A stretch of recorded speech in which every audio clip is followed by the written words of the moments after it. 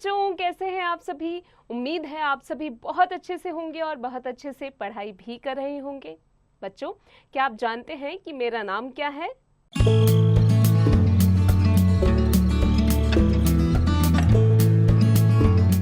बिल्कुल सही, मेरा नाम मनीषा है और मैं आपकी अध्यापिका हूँ।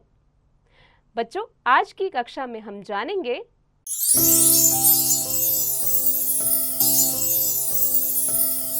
माँ। जीवन कौशल, मातृ प्रेम, एकाग्रता व विनम्रता की भावना जैसे जीवन कौशलों का विकसित करना, नैतिक मूल्य, मातृ प्रेम का महत्व और सहयोग की भावना को जागृत करना।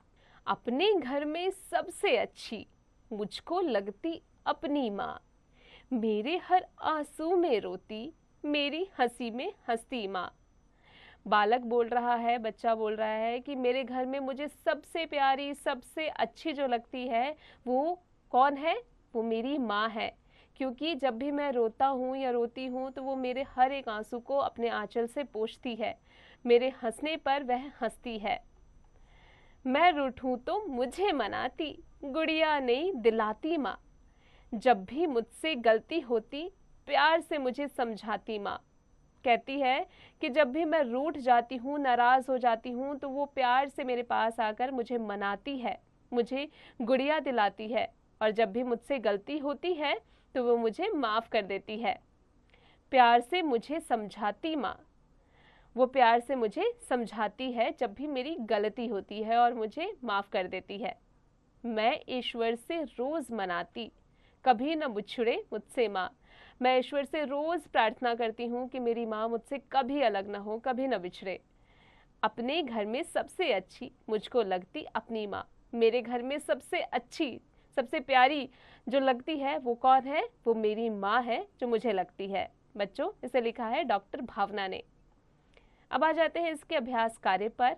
पाठ ज्ञान, सही उत्तर पर सही का चिन्ह लगाइए।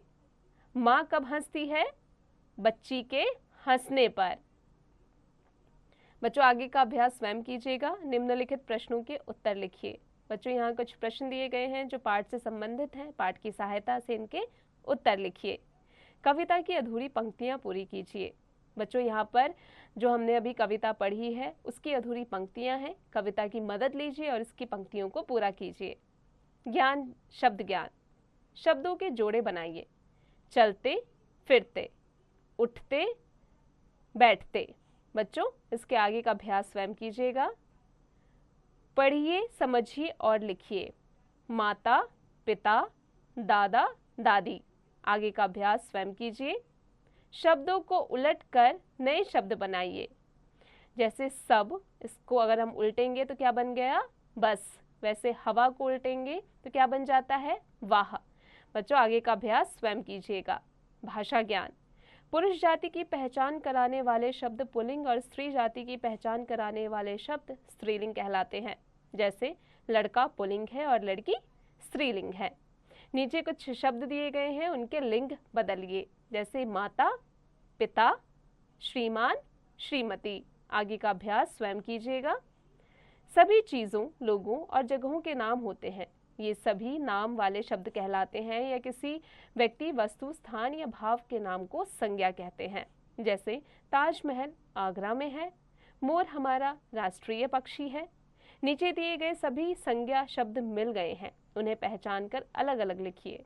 बच्चों, यहाँ पर आपको व्यक्तियों के नाम, वस्तुओं के नाम, स्थानों के नाम और पशु पक्षियों के नाम को लिखना है। व्यक्तियों के नाम में जैसे समीर, वस्तुओं के नाम में जैसे किताब, स्थानों के नाम में दिल्ली, और पशु पक्षियों के नाम में कौन आ जाता है? घोड़ा और कोयल। कविता में से चुनकर बड़ी की मात्रा और एक की मात्रा वाले अन्य शब्द लिखिए। बच्चों, आपको कविता में से ढूंढकर बड़ी ई और ए की मात्रा वाले शब्दों को लिखना है। जो शब्द शुद्ध हो उस पर गोला लगाइए। कौन सा शब्द शुद्ध है? सबसे आखिरी यानी चौथा वाला। आगे का अभ्यास स्वयं कीजिएगा। रचनात्मक ज्ञान, माँ कितने भी कष्ट सहती है लेकिन कभी भी अपने बच्चों को कष्ट में नहीं रखना चाहती। यदि कभी माँ आपकी बीमार पड़े तब आप उनका ध्यान किस प्रकार रखेंगे? बताइए। क्या आप किसी ऐसे व्यक्ति को जानते हैं जिसकी माँ ना हो? ऐसे व्यक्ति से माँ की कमी से संबंधित अनुभव सुनिए। रास्ता खोजिए। शेरनी और उसका बच्चा जंगल में घूमते हुए एक दूसरे से बिछुड़ गए हैं। जंगल का टेढ़ा मेढ़ा रास्ता नीचे दिया गया है। शेरनी के बच्चे को उसकी माँ तक पहुंचाइए। बच्चों, इसका अभ्यास आप स्वयं कीजिएगा। उम्मीद है आज की कक्षा में हमने जो भी पढ़ा आप अच्छे से समझ गए होंगे। अब आप इसका निरंतर अभ्यास करते रहिएगा।